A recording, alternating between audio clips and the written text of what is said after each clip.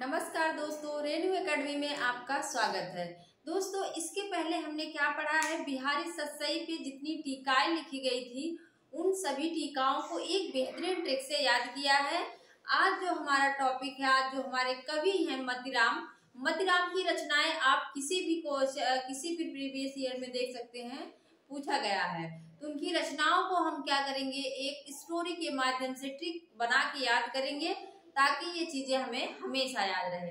और दोस्तों, अगर रीतिकाल में आपको कोई ऐसा कवि है जिसकी रचनाएं नहीं याद हो रही हैं या फिर कंफ्यूज कर रही हैं, तो आप मुझे कमेंट बॉक्स में बताइए, मैं उस पर भी आप लोगों को ट्रिक बना के वीडियो दूंगी।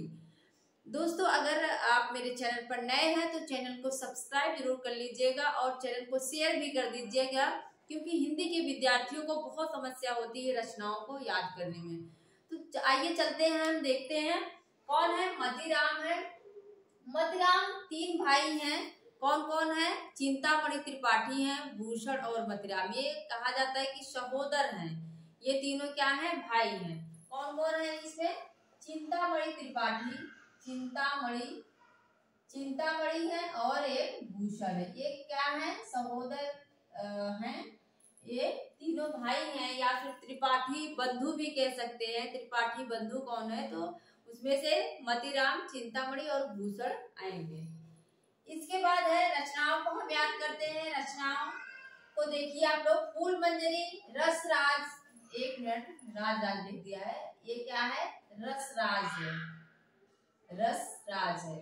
इसके बाद है ललित ललाम, सतसई, अलंकार पंचाशिका, वृत्त कौमुदी, लक्षण श्रृंगार, साहित्य सार।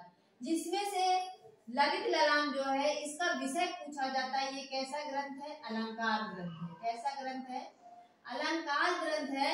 इसको टीजीटी 2021 में पूछा गया था कि ललित ललाम का विषय क्या है, या ऐसे पूछा गया था कि इनमें से कौन सा अलंकार ग्रंथ नहीं है जिसमें से ललित ललाम भी था। तो दोस्तों, आप लोग इसका विषय भी जानते रहिए।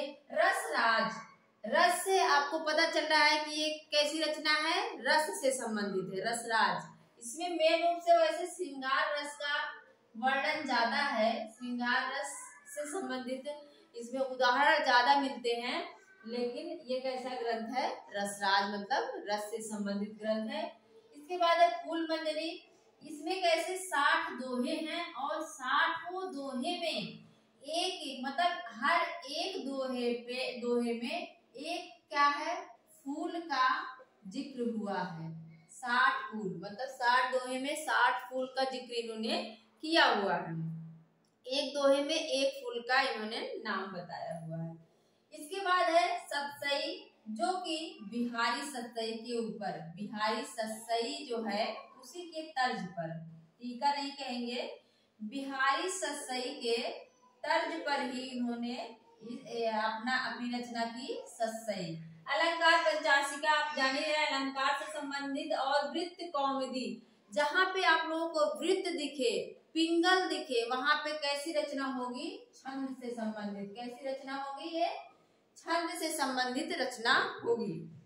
लक्षण श्रृंगार है, साहित्य सार है।